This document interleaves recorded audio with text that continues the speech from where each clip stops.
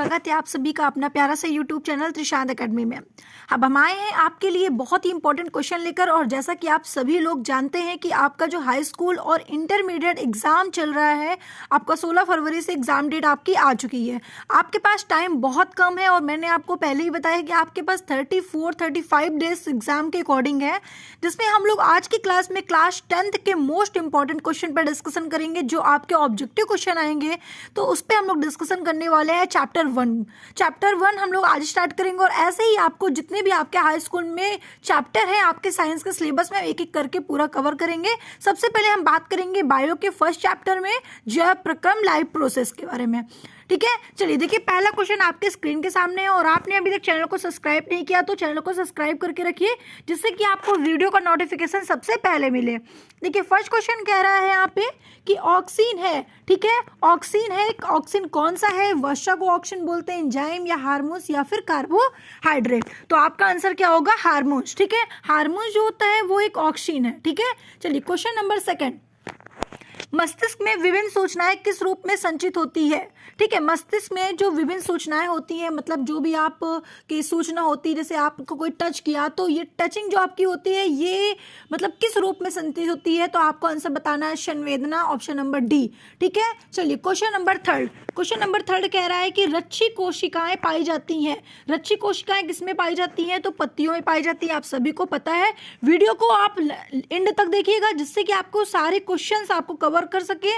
और साथ ही साथ आपने वीडियो को लाइक नहीं किया तो वीडियो को लाइक करिए। चलिए, मस्तिष्क उत्तरदायी है। मस्तिष्क जो उत्तरदायी है किसके लिए उत्तरदायी है? सोचने के लिए, शरीर को संतुलन बनाए रखने के लिए, इस हृदय स्पंदन के लिए, इनमें से कोई नहीं। अब देखिए, यहाँ पे ज्यादातर लोग क्वेश्चन गलत कर देते हैं। ठीक है, क्या गलत कर देते हैं? मस्तिष्क की बात आती है तो लोगों के माइंड में आ जाता है कि यार पक्का सोचने की ही बात यहाँ पे कर रहा है, लेकिन यहाँ पे आंसर ध्यान दीजिएगा, ये बिल्कुल रॉन्ग है। यहाँ पे मस्तिष्क उत्तरदायी होता है शरीर को संतुलन बनाए रखने के लिए। ठीक है, मेंटेनेंस के लिए, बैलेंस बनाए रखने के लिए आपका मस्तिष्क बहुत ही ज्यादा इंपॉर्टेंट है।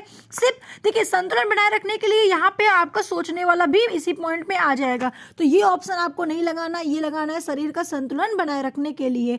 देखिए, इनमें से सभी तो हो नहीं सकते। ठीक है, क्योंकि हृदय स्पंदन के लिए ये तो रॉन्ग हो जाएगा, ब्रेन से हृदय का कोई मतलब नहीं है। ठीक है, तो क्वेश्चन नंबर आंसर आपका जो ऑप्शन है बी बिल्कुल करेक्ट है। क्वेश्चन नंबर 5, कृत्रिम वृक्क किन अपशिष्ट उत्पादों को रुधिर अवरोहन दास करता है? नाइट्रोजन, कार्बन, ऑक्सीजन या फिर सभी? तो आपका आंसर क्या होगा? ए नंबर बिल्कुल करेक्ट होगा, नाइट्रोजन। ठीक है, चलिए नेक्स्ट क्वेश्चन पे बात करते हैं। क्वेश्चन नंबर 6, तंत्रिका तंतु की उत्पत्ति किस प्राथमिक ऊतक द्वारा होती है? ठीक है, देखिए, तंत्रिका तंतु की यहाँ पे बात की जा रही है कि इसकी उत्पत्ति किस ऊतक के द्वारा होती है? तो इंडोडर्म के द्वारा होती है। आपको पता है कि जो कवरिंग होती है वो 3 होती है, इंडो, मीसो और एक्टो। तो यहाँ पे अगर हम तंत्रिका तंतु की बात कर रहे हैं और ऊपर से यहाँ पर किस प्राथमिक ऊतक के बारे में बात कर रहे हैं, तो आपका होगा इंडोडर्म। ठीक है, क्वेश्चन नंबर 7, थायरॉक्सिन का श्रावण कहाँ से होता है? देखिए, थायरॉक्सिन क्या है? देखिए, आपके हार्मोन्स स्रावित होते हैं, ठीक है, किसी ना किसी ग्लैंड से, मतलब कि ग्रंथि से। तो कौन सी ग्रंथि है जहां से थायरॉक्सिन श्रावण होते हैं? ठीक है, तो आप तो क्वेश्चन बहुत ही अच्छा है और आपको ऑप्शन देखते ही आंसर पता भी चल गया होगा कि जब थायरॉक्सिन है तो सिंपल सी बात है, थायराइड ही होगा। ठीक है, क्योंकि यकृत होगा नहीं, वृक्क होगा नहीं, वृषण होगा नहीं, क्योंकि भाई देखिए, वृक्क आपका ग्लैंड होता नहीं है, ये ऑर्गन है। वृषण भी नहीं है, यकृत आपका ग्लैंड भी है, एक ऑर्गन भी है। तो यहाँ से तो ये हार्मोन स्रावित होंगे नहीं, तो पक्का है आपका थायराइड। ठीक है, क्वेश्चन नंबर 8, दो तंत्रिका कोशिका के मध्य खाली स्थान को क्या कहते हैं? अगर आपने अच्छे से क्लास में पढ़ा है ये चैप्टर तो आपको पता होना चाहिए कि जो दो आपकी नर्वस टिश्यू या नर्वस सेल्स होती हैं, ठीक है, और दो नर्वस सेल के बीच में कुछ स्पेस होता है ऐसे, है ना, तो उस स्पेस को हम क्या कहते हैं? सिनेप्स कहते हैं। ठीक है, याद रखिएगा। चलिए, उसके बाद क्वेश्चन नंबर 9, निम्नलिखित में कौन लैंगिक जनन रोग नहीं है? ठीक है, निम्नलिखित में लैंगिक जनन रोग नहीं है, कौन सा नहीं है? देखिए, एड्स जो होता है वो भी लैंगिक जनन है, गुनेरिया भी है, टाइफाइड भी है, ये सारे लैंगिक जनन होते हैं। ठीक है, अब यहाँ पे पूछ रहा है कि कौन सा नहीं है, तो आपको बताना है सिफिलिस। ठीक है, क्वेश्चन नंबर 10, क्वेश्चन नंबर 10 कह रहा है कौन सी नलिकाएं विहीन ग्रंथि है। अब विहीन ग्रंथि की बात कर रहा है तो विहीन ग्रंथि कौन सी होती है, तो आपको बताना है एड्रिनल। ठीक है, एड्रिनल ग्रंथि कहाँ पे पाई जाती है, तो आपको बताना है किडनी में ऊपर साइड में जो आपकी किडनी ऐसे बनी होती है, तो यहाँ पे आप देखेंगे कि यहाँ पे आपका ऊपर येलो कलर का बना होता है। ठीक है, ग्लैंड होता है जिस ग्लैंड को हम लोग क्या कहते हैं, एड्रिनल ग्रंथि। ठीक है, वह संरचना जो उद्दीपन की पहचान कराती है वो क्या कहलाती है। अब ऐसी कौन सी संरचना है जो उद्दीपन की पहचान कराती है, तो आपको बताना है ग्राही। ठीक है, ग्राही जो होती है वो आपकी उद्दीपन की पहचान कराती है। क्वेश्चन नंबर 12 है निम्नलिखित में से कौन सी मास्टर ग्रंथि कहलाती है। देखिए बहुत अच्छा क्वेश्चन है, मास्टर ग्रंथि। देखो मास्टर ग्रंथि को हम कई नामों से जानते हैं, एक तो हम इसको पीयूष ग्रंथि के नाम से भी जानते हैं। ठीक है, उसके बाद यहाँ पे हम लोग मास्टर ग्रंथि के नाम से भी जानते हैं, इसको पिट्यूटरी ग्लैंड के नाम से भी इसे हम जानते हैं, पिट्यूटरी ग्रंथि भी कहते हैं। ये कहाँ पे पाया जाता है, तो आपको बताना है कि ये आपके ब्रेन में पाया जाता है। इसका शेप क्या होता है, तो आपको बताना है इसका शेप पी शेप होता है, मतलब मटर के शेप के जैसे होता है। ठीक है, तो वहां पे पूछा है कि मास्टर ग्रंथि को और किस नाम से जानते हैं, तो आपको बताना है पिट्यूटरी ग्रंथि के नाम से।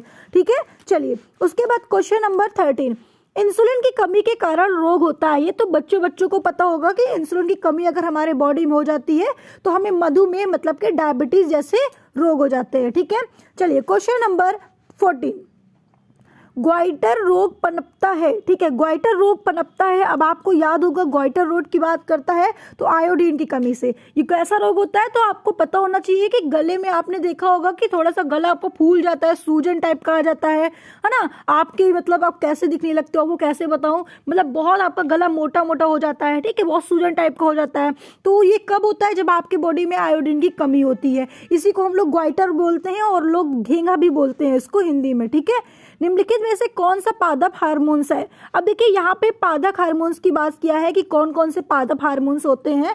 ठीक है, तो देखिए इंसुलिन जो है वो तो आपके बॉडी में होता है, तो ये प्लांट हार्मोन्स होंगे नहीं। थायरॉक्सिन भी आपने अभी देखा है कि ये हमारा थायराइड ग्रंथि से साबित होता है, और ये भी नहीं है क्योंकि आपके गले में प्रेजेंट होता है ये ग्लैंड, है ना। एस्ट्रोजन, ये तो आप जानते हो कि आपका सेक्सुअल ग्लैंड है, तो ये तो हो नहीं सकता।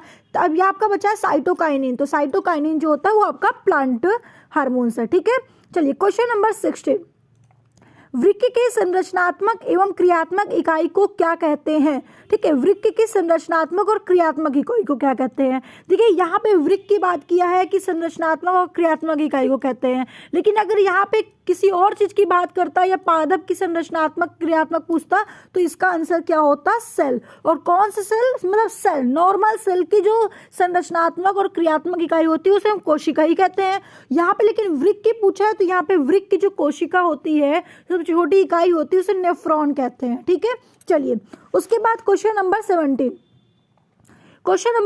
कह रहा है कि निम्नलिखित में से कौन पादप हार्मोन्स नहीं है।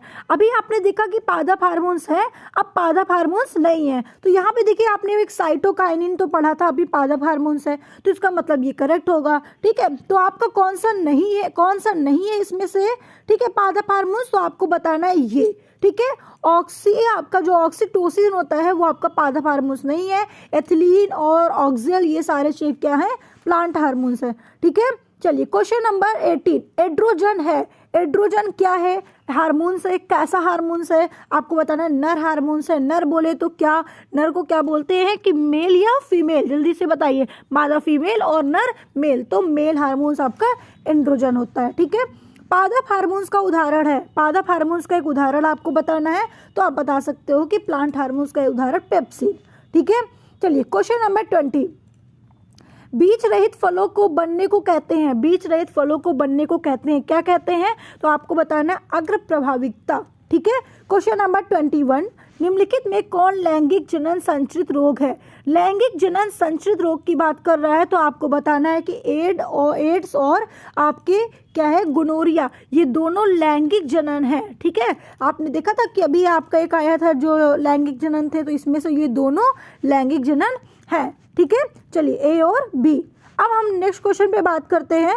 नेक्स्ट क्वेश्चन हमारा कह रहा है नर हार्मोन्स का नाम बताइए। ऐसे हार्मोन्स का नाम बताना है जो हमारा नर हो, मतलब कि मेल हो। तो मेल हार्मोन्स का नाम क्या है, टेस्टोस्टेरोन। ठीक है, चलिए क्वेश्चन नंबर 23, इंसुलिन का स्राव होता है, इंसुलिन का स्राव किससे होता है? आपको बताना है अग्नाशय के द्वारा। आपकी जो अग्नाशय होती है, अग्नाशय में 3 सेल होते हैं, अल्फा, गामा, बीटा। तो आपका एक सेल से क्या होता है, आपके इंसुलिन को स्रावित होता है। ठीक है, तो यहाँ पे आपका आंसर सी होगा। क्वेश्चन नंबर 4, जिब्रेलिन है। जिब्रेलिन क्या है? सभी को पता है, बच्चों को पता है, हार्मोन से। कैसा हार्मोन से? प्लांट हार्मोन से। लास्ट क्वेश्चन और बहुत ही इंपॉर्टेंट क्वेश्चन है, पत्तियों का मुरझाना किस हार्मोन्स के कारण होता है? ठीक है, तो आपको एक चीज बता दिया जाए कि प्लांट में जितने भी हार्मोन्स होते हैं और जितने भी इफेक्ट चीजें होती हैं वो सारे किसके कारण होते हैं? हार्मोन्स के कारण होते हैं। तो पूछा है कि प्लांट पत्तियों का मुरझाना किस हार्मोन्स के कारण है? तो एब्सिसिक अम्ल, मतलब कि एब्सिसिक हार्मोन्स के कारण ही आपका पत्ती में मुरझा जो जाती है, उसका कारण ये हार्मोन्स है। तो इस तरीके से आपको 25 क्वेश्चंस कवर कराए गए जो आपके एग्जाम पॉइंट के लिए बहुत इंपॉर्टेंट है। अगर आप ये 25 क्वेश्चंस याद कर लेते हैं तो इस लेसन से आपके एक भी क्वेश्चंस नहीं छूटने वाले हैं।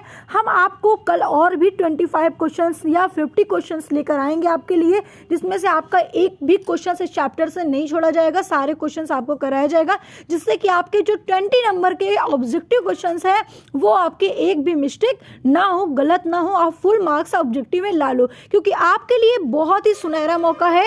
या इस बार आपका परसेंटेज अच्छा बनना चाहिए। आपको नंबर, ये समझ लो कि नंबर आपको बिना लिखे नंबर मिल रहा है, सिर्फ आपको ऑब्जेक्टिव में 20 नंबर मिलेगा। प्रैक्टिकल आप 30 के अप्रोच ले लोगे, 25 में मान के चल रही हूँ, तो 50 तो आप ऐसे ही पा जाओगे। इसलिए पूरी कोशिश आपको करनी है कि आपका ऑब्जेक्टिव एक भी गलत ना हो। तो आज की क्लास में हम यहीं पे एक समाप्त करते हैं। नेक्स्ट क्लास में नेक्स्ट वीडियो के